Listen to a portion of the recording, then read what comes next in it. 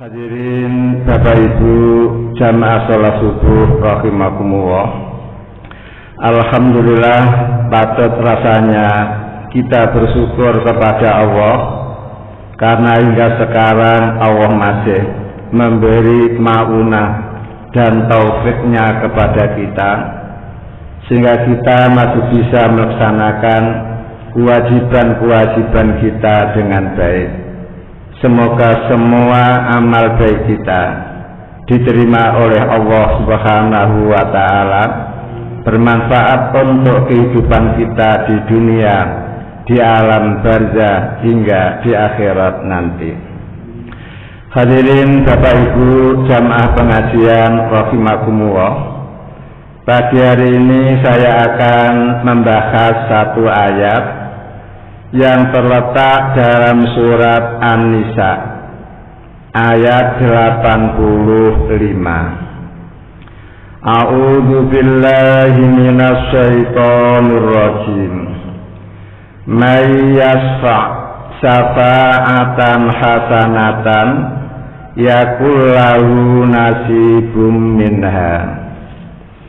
Barang siapa memberi pertolongan kepada orang lain dengan pertolongan yang baik, maka Allah akan memberi bagian dari kebaikan itu. Semakin banyak pertolongan yang diberikan kepada orang-orang lain yang penting baik, maka semakin banyak pula bagian-bagian kebaikan yang Allah berikan kepada dia. Namun wa man yasfa' syafa'atan sayyi'atan yakul lahu kiflum minha. Barang siapa memberi pertolongan kepada orang lain dengan pertolongan yang buruk, maka dia pun akan memperoleh bagian-bagian keburukan. Sehingga Nabi Muhammad mengatakan, siapa di antara umat manusia membantu temannya untuk membunuh orang lain atau membunuh dirinya sendiri bisabri kalimatin, dengan secuil kalimat, maka dia akan diazab oleh Allah di dalam neraka. Hanya membantu satu cuil kalimat itu saja menyebabkan orang memperoleh bagian azab. Mengapa demikian? Karena pembunuhan, menghilangkan nyawa itu bukan urusan kecil, namun urusan yang sangat dahsyat. Bukankah kita tahu amal baik yang pertama kali dihisab oleh Allah adalah salat? Amal jahat yang pertama kali dihisab oleh Allah adalah mengalirkan darah. Nikmat Allah yang pertama kali dihisab adalah sehat dan air. Ini merupakan hal yang sangat amat luar biasa, sehingga orang hidup harus hati-hati.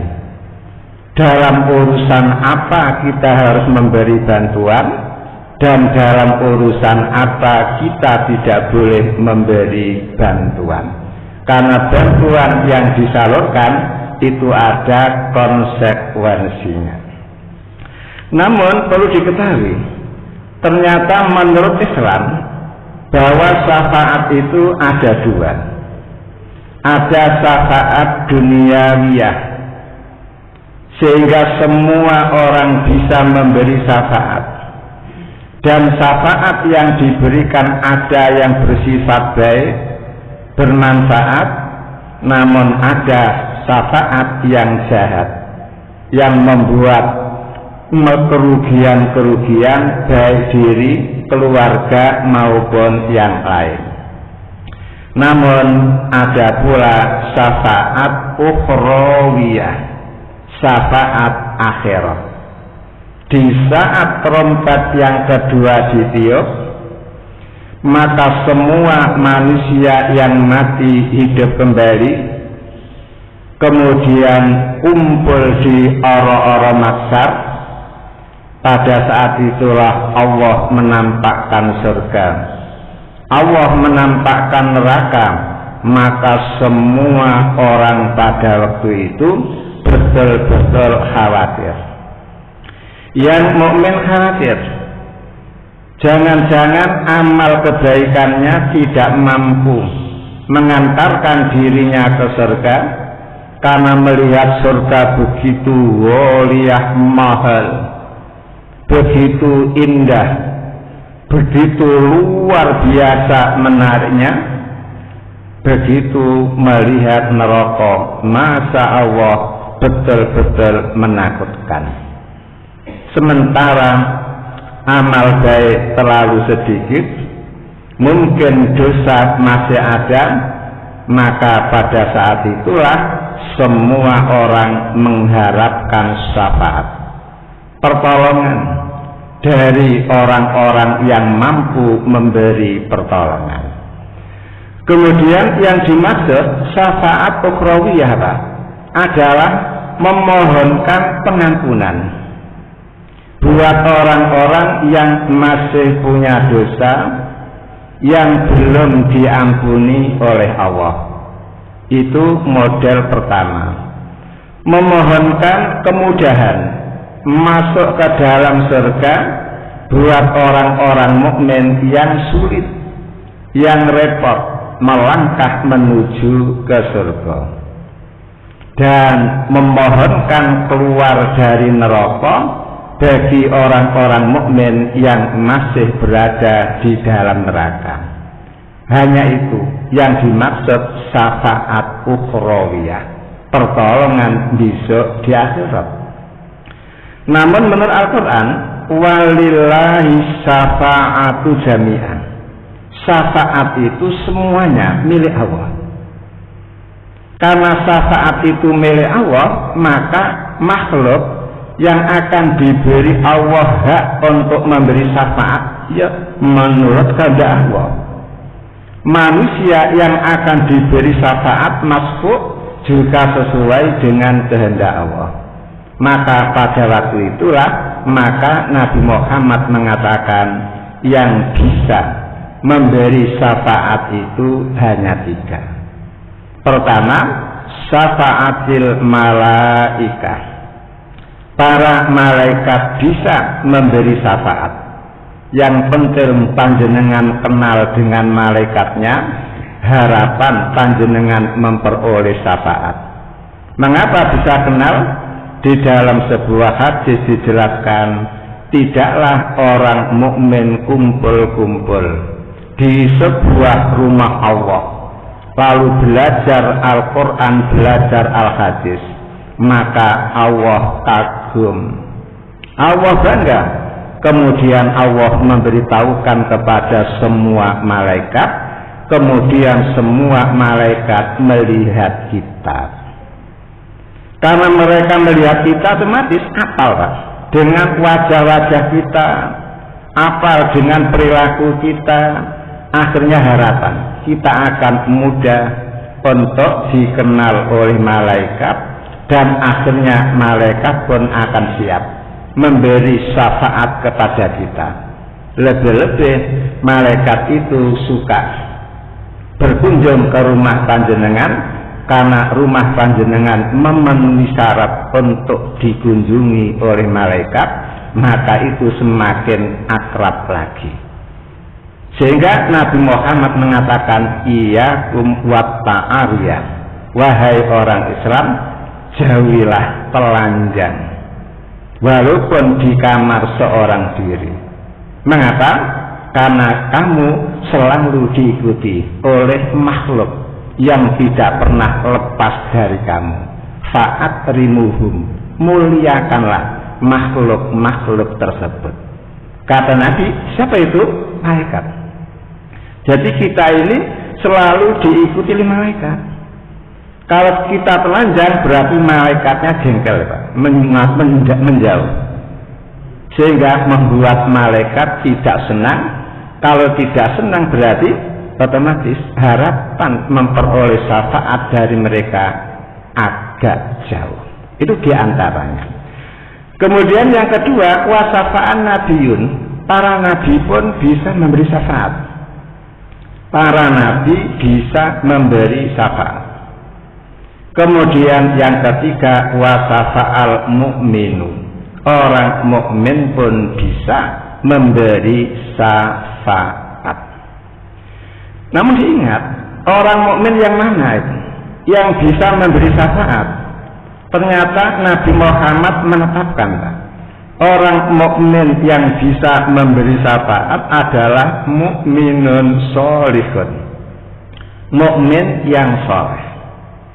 Sehingga di dalam sebuah hadis diterangkan, setelah orang-orang solih dimasukkan Allah ke dalam surga, orang solih keluar mengelilingi kamar-kamar yang ada di surga, ketemu jamaahnya, ketemu teman kajiannya, ketemu teman jamaah sholatnya.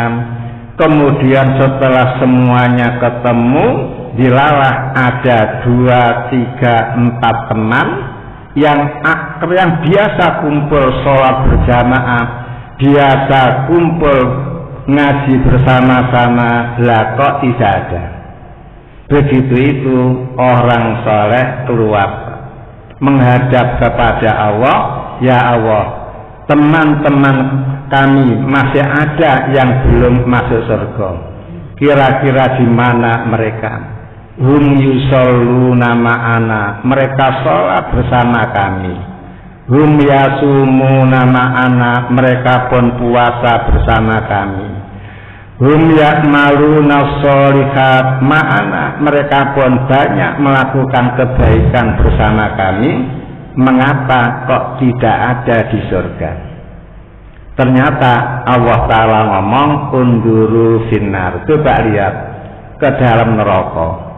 Setelah dilihat, ternyata betul teman-temannya itu ada di neraka.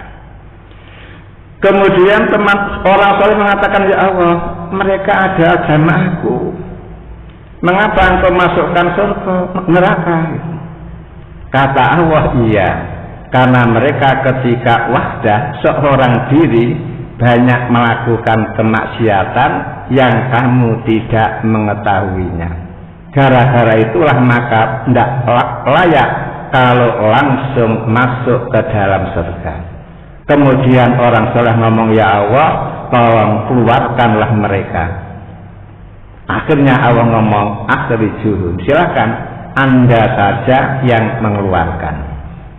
Neraka, orang soleh pun mendekat neraka, dan neraka buat orang soleh tidak panas, sehingga teman-temannya yang masih berada di neraka dipanggil mendekat, kemudian dikeluarkan. Setelah itu dibawa fi nahril hayat, di sungai hidup. Istilah lodrok banyu urip. Pada waktu itu fahman, mereka sudah menjadi seperti arang. Begitu dimasukkan ke nahril hayat, yang butuna nabatal haddah, lalu mereka tumbuh seperti biji-bijian yang tumbuh di tepi-tepi sungai. Kemudian setelah sempurna menjadi seperti penghuni surga, barulah mereka masuk ke dalam surga, dibawa oleh teman-temannya yang soleh.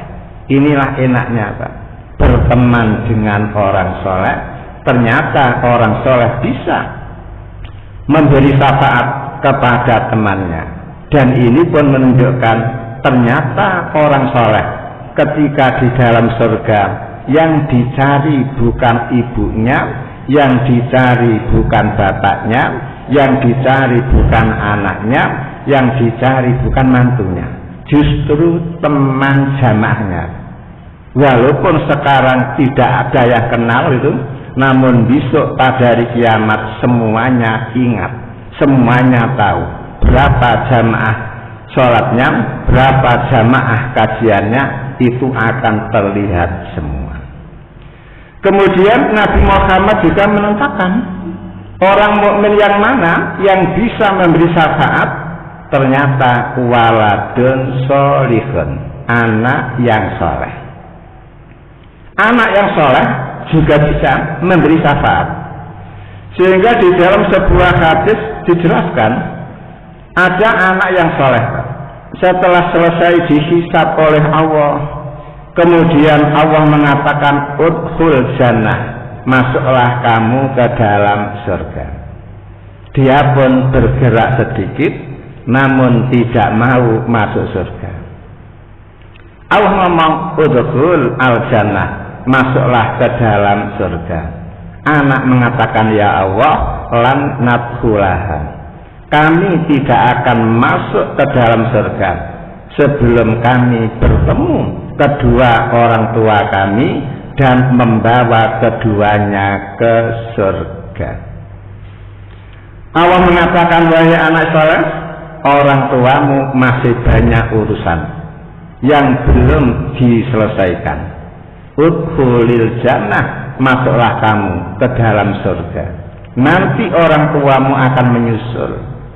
Begitu itu anak soleh tidak mau, tetap mengatakan lan nadkhulaha, kami tidak akan masuk ke dalam surga sebelum kami ketemu kedua orang tua kami dan membawanya ke dalam surga. Gara-gara anak yang soleh begitu perhatian kepada kedua orang tuanya, akhirnya Allah mempercepat proses penghisapannya, sehingga bapak ibunya langsung selesai dan divonis surga oleh Allah, lalu dibawalah oleh anak soleh masuk ke dalam surga bersama kedua orang tua. Apakah begini ini bisa dihargai, Pak? Berapa kira-kira harga anak soleh? Orang tua mestinya merinding di dalam menghadapi penghisapan karena sangat bertele-tele, karena anak yang soleh ternyata penghisapannya itu tidak usah dibaca, Pak. Hanya diwalak-walik lembarannya, langsung setempel plek udkhul al jannah, masuklah kamu ke dalam surga. Kemudian termasuk lagi, Pak, al-mu'min, orang mukmin yang punya hak memberi syafaat adalah orang mukmin yang gugur di medan peperangan. Orang mukmin yang gugur di medan peperangan ini juga punya hak untuk memberi syafaat. Bahkan orang mukmin yang gugur di medan peperangan ini bisa mensyafaati keluarganya minimal 70 orang. Tapi yang jelas fisabilillah. Kapan sabilillah itu? Kalau diartikan perang, ya waqatilul fisabilillah alladzina yuqatilunakum. Kalau ada orang-orang kafir memerangi kita, maka kita wajib untuk membalas, untuk menghadapi. Selama mereka tidak memerangi kita, haram, Pak, kita memerangi kepada mereka. Bahkan kita dianjurkan oleh Allah untuk berbaik-baik dengan orang-orang kafir dengan dua syarat. Syarat pertama apa? Tidak memerangi kita. Syarat yang kedua apa? Tidak berusaha mengusir kita dari tanah air kita. Selama dua syarat itu dipenuhi, Allah tidak melarang antabarruhum, kalian berbaik-baik terhadap mereka, wa tuqsitu ilaihim, dan berlaku jujur terhadap mereka. Kemudian termasuk pula, Pak, orang yang bisa memberi syafaat adalah apa? Di dalam sebuah hadis dijelaskan, Pak, siapa dari orang Islam meninggal dunia kemudian disolati oleh orang-orang Islam sebanyak 40, la yusyrikuna billah, yang 40 orang itu tidak melakukan kesyirikan. Berarti mukmin sejati, Islam sejati, kemudian kok mau mensolati jenazah orang-orang Islam, maka dosa-dosa jenazah tersebut akan diampuni oleh Allah. Karena apa? 40 orang mukmin yang mensolati diberi hak syafa'ahum. Allah memberi hak kepada mereka untuk memberi syafaat kepada si mayit. Kalau 40 saja sudah bisa melebur dosa dan mereka diangkat oleh Allah sebagai syafi yang memberi syafaat, maka tidak heran berapa banyak orang-orang Islam Indonesia dungo muga-muga wafat di Mekah, berdoa muga-muga wafat di Madinah. Di samping tempatnya saja sudah menyebabkan jaminan untuk selamat dari api neraka. Disolati orang semasjid, padahal Masjidil Haram sekali sholat jamaah sekitar 600.000 orang. Itu kalau normal. Itu kalau tidak musim haji. Itu kalau tidak bulan Ramadan. Lah disolati 40 orang saja sudah ada jaminan bersih dari dosa, sehingga langsung proses penghisapannya lancar dan surga. Apatah lagi kalau disolati orang sekian itu banyaknya. Makanya supaya kita bisa disolati oleh banyak orang, maka bertemanlah dengan orang soleh. Karena yang mau mensolati hanya orang soleh. Orang jahat tidak akan mensolati. Jangankan untuk menyolati orang lain, sholat buat dirinya sendiri pun tidak. Jangankan orang tidak sholatan, kadang-kadang orang sholatan saja tidak apal ya. Doa sholat jenazah, padahal nyanyian panjang-panjang apal. Berarti apa? Kurang bijaksana. Kalau doa, kalau nyanyian banyak yang hafal, oke lah. Kalau nyanyian itu bagus, namun jangan lupa doa sholat jenazah pun harus hafal, karena itu membantu kepada teman-teman seagama agar dosa-dosanya diampuni oleh Allah. Kemudian dilanjutkan, Pak, amalun yasfa. Di samping ada orang yang bisa memberi syafaat kepada kita, Pak, ternyata ada beberapa amal yang bisa memberi syafaat kepada kita. Dan ini yang penting, Pak. Karena apa? Mengharapkan syafaat dari malaikat belum tentu kita memenuhi syarat. Mengharapkan syafaat dari Nabi juga belum tentu kita memenuhi syarat. Mengharapkan anak yang soleh belum tentu kita punya anak soleh. Mengharapkan teman soleh belum tentu kita punya teman soleh. Maka sekarang ada upaya yang kedua, yaitu amalan-amalan yang bisa memberi syafaat kepada kita. Apa itu? Di antaranya, Pak, pertama qiraatul Quran. Suka membaca Al-Quran, banyak-banyak membaca Al-Quran. Mengapa demikian? Karena Nabi Muhammad mengatakan iqra'ul Quran fa innahu ya'ti yaumal qiyamah syafi'an li ashabihi. Hadis riwayat Imam Muslim. Kata Nabi, wahai umatku, banyak-banyaklah membaca Al-Quran. Karena Al-Quran yang Anda baca besok pada hari kiamat akan datang memberi syafaat kepada Anda yang membacanya. Semakin banyak membaca Al-Quran, maka semakin enak, semakin lengkap pembelaan Al-Quran kepada orang yang membacanya. Gara-gara inilah akhirnya apa? Banyak para sahabat yang betul-betul mempraktekkan. Ada sahabat yang tiap 3 hari khatam Al-Quran, ada yang tiap 1 minggu khatam Al-Quran, ada yang 1 bulan khatam sekali, ada yang 3 bulan khatam sekali. Akal Pak, minimal sahabat itu dalam 3 bulan khatam 1 kali.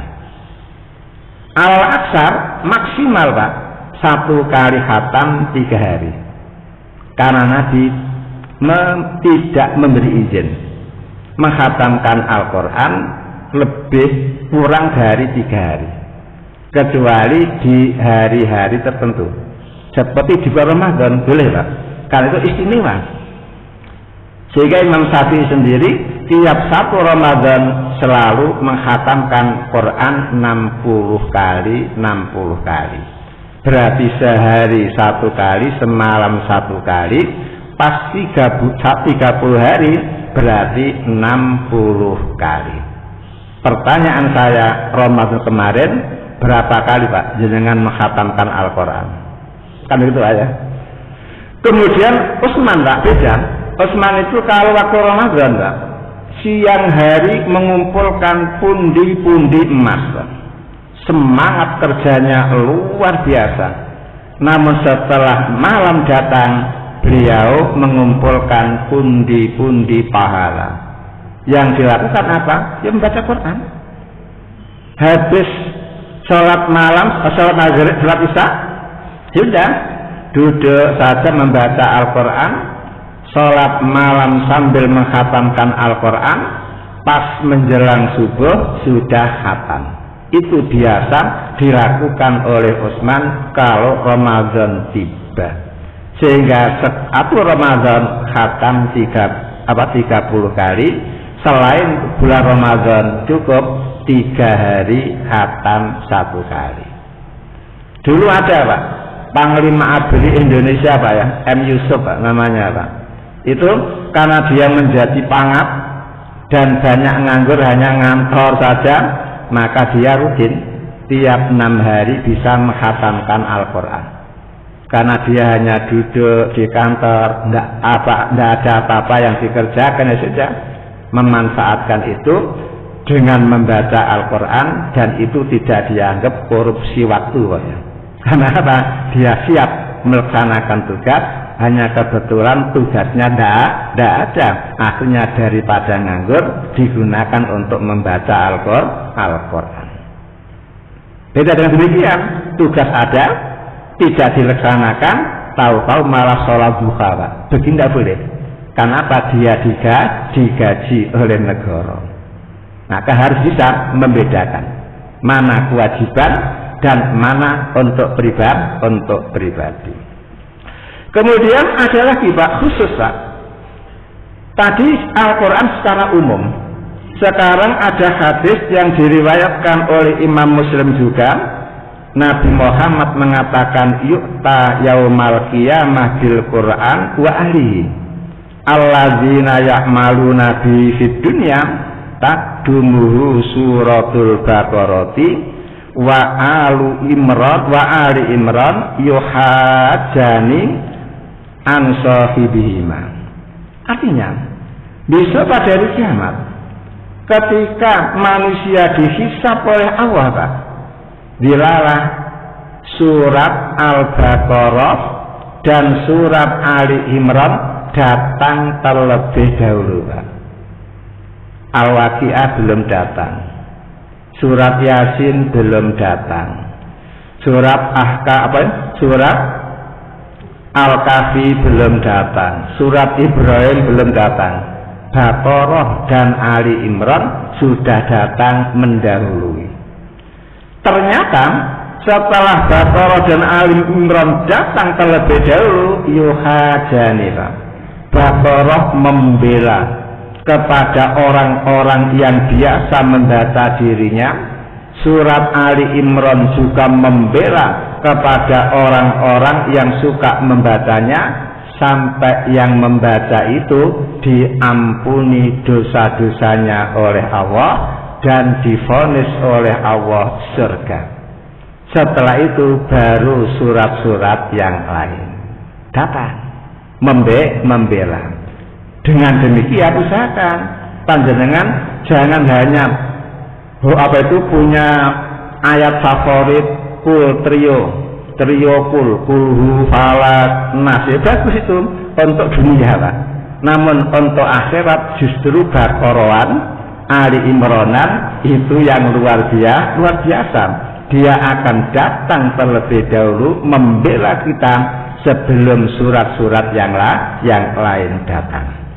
Kemudian Nabi Muhammad berkata lagi, minal Quran suratun salasuna ayah syafaat li rajulin hatta ghufira lahu wa ya tabarakalladzi biyadil mulkum, hadis riwayat Imam Abu Dawud.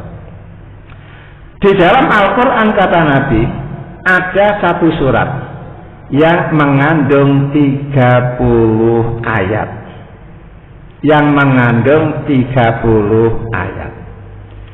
maka siapa yang membaca ayat-ayat itu, maka surat tersebut akan memberi syafaat kepada dia sampai dosa-dosa dia diampuni oleh Allah. Surat apa tersebut? Yaitu Tabarakalladzi biyadil mulku. Dan ini singkat, hanya 30 ayat. 30 ayat dan ayatnya pun pendek-pendek. Beda dengan di surat Baqarah 30 ayat tapi ayatnya panjang-panjang. Untuk yang Tabarakah mulku ini sangat amat pendek, sehingga panjenengan perlu menghafalkan dan sering-seringlah dibaca ikhlas lillahi ta'ala. Dengan demikian maka akan bisa memberi pertolongan kepada panjenengan.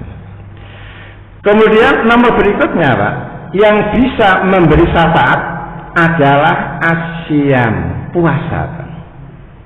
Puasa wajib bisa memberi syafaat kepada kita. Puasa qadha bisa memberi syafaat kepada kita. Puasa kafarat juga bisa memberi syafaat kepada kita. Puasa nazar juga bisa memberi syafaat kepada kita. Puasa tersebut hukumnya wajib ya. Nah sekarang puasa tatawwu, puasa sunat pun bisa memberi syafaat kepada kita. Maka perbanyaklah puasa sunat, karena puasa itu di samping ada pahala-pahala istimewa, ternyata puasa bisa mengadakan pembelaan kepada kita di hadapan Allah. Sehingga puasa itu menjadi lawyer kita Pak, majanan, gratisan Pak. Kalau panjenengan punya masalah di dunia, kemudian ada lawyer yang membantu, berapa Pak bayarannya Pak? Lebih-lebih lawyernya itu Hotman si kan masa Allah miliar kan, sekali tampil berapa. Nah sekarang ada lawyer malah urusan akhirat, urusan surga, urusan neraka, namun majanan, gratisan. Ini yang harus panjenengan cari. Ternyata mudah, yaitu asyamu, melakukan puasa dan banyak-banyak melakukan puasa. Yang penting masuk puasa yang ada tuntunannya, bukan puasa seperti ada seorang sahabat datang kepada Nabi, kemudian Nabi dia ngomong, bi atakrifuni, apakah panjenengan masih kenal sama saya bi? Kata Nabi, la a'rifuka, aku tidak kenal kamu. Kata dia, bi ana bahiliyun, saya ini bahili bu, yang dulu pernah datang menghadap panjenengan. Masa Allah, Nabi terkejut, wahai bahili, kamu dulu ganteng, kamu dulu seweger, kamu dulu menos-menos, mengapa sekarang kok berubah menjadi seperti ini? Dengan bangganya dia ngomong, di sejak aku tugas di luar Jawa, saya tidak pernah makan di siang hari, alias puasa tiap hari. Apa komentar Nabi? Apa begini? Tidak, Pak. Nabi malah ngomong laqad adzabta nafsaka. Wahai Baili, sungguh kamu ini menyiksa dirimu sendiri. Bayangkan, Pak, puasa tiap hari ternyata tidak diacungi jempol oleh Nabi, justru masih dikatakan laqad adzabta nafsaka. Sungguh kamu telah menyiksa diri kamu sendiri. Karena perut punya hak untuk dipenuhi hak-haknya, punggung punya hak yang perlu dipenuhi hak-haknya, mata punya hak yang wajib dipenuhi haknya. Maka datangkanlah kepada semua yang memiliki hak-haknya. Kemudian hadis yang menerangkan kalau puasa itu bisa memberi pembelaan kepada kita adalah hadis yang diriwayatkan oleh Imam Ahmad dan Imam Tabrani.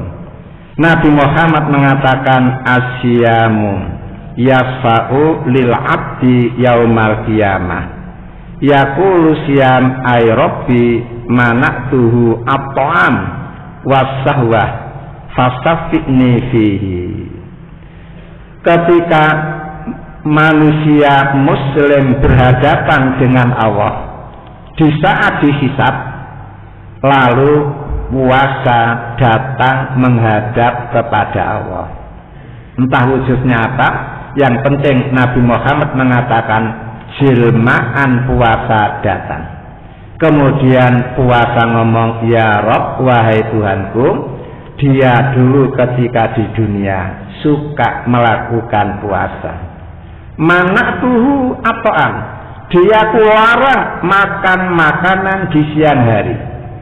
Wasahwah, dia pun saya larang untuk melampiaskan syahwatnya di siang hari. Ternyata dia taat, dia patuh, walaupun dia bersahwat ditahan saja, walaupun dia lapar tetap ditahan. Begitu maghrib tiba, barulah dia makan, barulah dia menyalurkan syahwatnya kepada sang istri. Tolong ya Allah, fasaffi'ni fihi, angkatlah aku menjadi pembela untuk dia, pemberi syafaat untuk dia. Akhirnya Allah pun merestui puasa menjadi syafi'un, pembela buat orang yang melakukan. Akhirnya orang yang melakukan memperoleh kemudahan untuk masuk ke dalam surga, memperoleh pengampunan dari dosa-dosa yang belum diampuni, bahkan yang sudah terlanjur masuk neraka pun bisa dikeluarkan dari neraka gara-gara syafaat. Ini kan amalan yang luar biasa. Kemudian ada lagi, Pak, amalan-amalan yang bisa memberi syafaat kepada kita. Apa itu? Doa ba'dal azan. Rutin membaca doa setelah azan, yaitu Allahumma rabb hadhihi da'watit tamah wa sholatil qa'imah ati Muhammadanil wasilata wal fadilah wa ba'athu maqaman mahmuda alladzi wa'atah. Kata Nabi, halat lahu syafaati yaumal qiyamah. Hadis riwayat Imam Bukhari. Artinya apa? Barang siapa dari orang Islam ketika ada azan dikumandangkan, kemudian mau menjawab persis seperti yang diucapkan oleh muadzin, kecuali hayya alatain, kecuali hayya, Pak. Kalau hayya ala sholat kita tidak boleh sama, Pak. Kalau sama bahaya.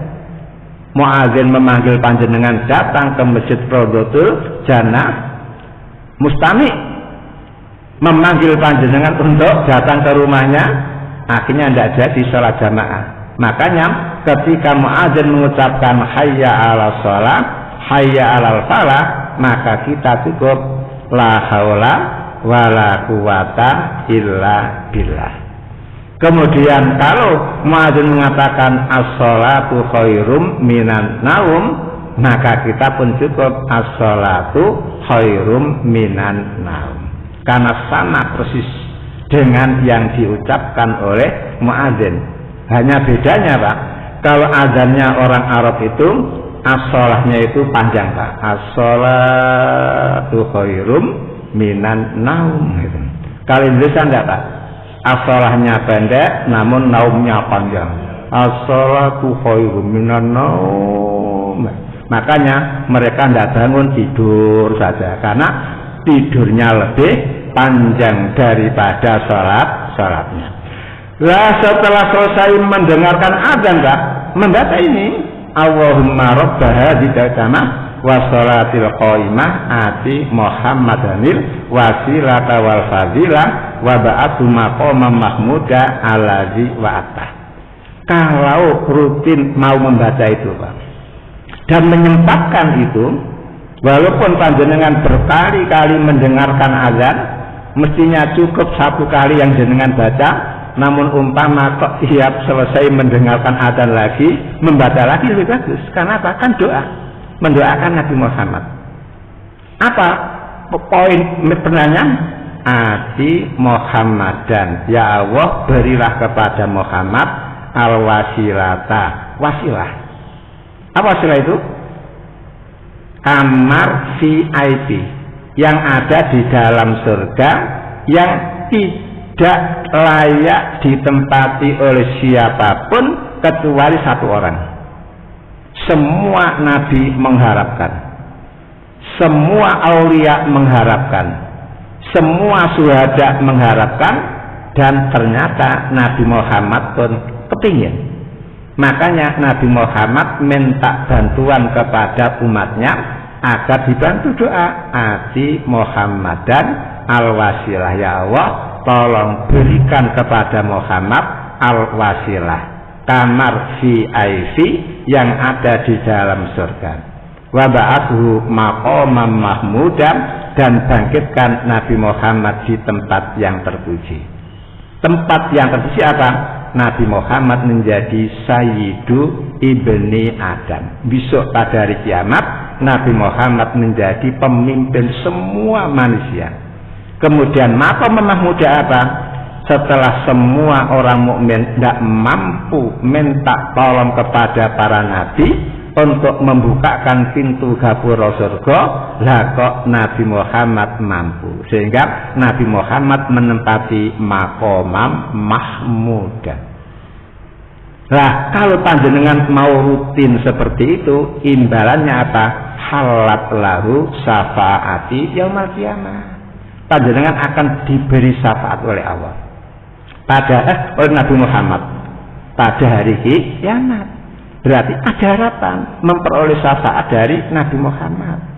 Amal panjenengan harapan bisa memberi syafaat, Nabi bisa memberi syafaat, anak kita, anak panjenengan pun bisa memberi syafaat karena soleh, dan kita pun berteman dengan teman-teman yang soleh. Insya Allah double-double lah yang akan memberi syafaat kepada kita, sehingga insya Allah pula kita akan mudah menyelesaikan seluruh urusan ketika itu, karena surga neraka adalah mati hidup kita.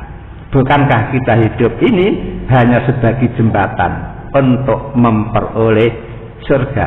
Sehingga Al-Quran mengatakan wa bataghi fima atakallah ad-darul akhirah. Wa bataghi, dan carilah, fima atakallah, di dalam apapun yang Allah berikan kepada Anda. Cari apa? Ad-darul akhirah, cari surga. Berarti apa? Wabtaghi ad-darul akhirah, carilah surga, fima atakallah, menggunakan apapun yang Allah berikan kepada panjenengan.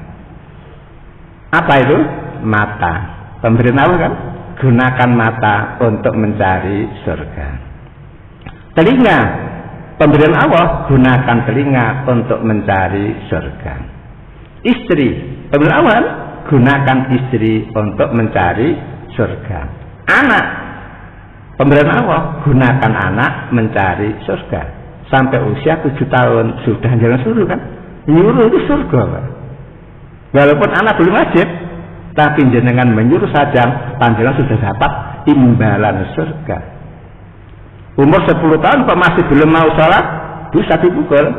Tapi dzarban tarbawiyan, pukulan untuk mendidik, bukan dzarba iqab, bukan pukulan untuk memberi sanksi, bukan dzarba azan, pukulan untuk menyakiti, namun dzarban tarbawiyan, pukulan untuk mendidik, sehingga tidak ada bekas, tidak sakit, hanya suara aja yang keras. Seperti apa? Sarung dipukulkan ke pantat, itu kan suaranya berat tapi tidak sakit. Tapi anak sudah apa?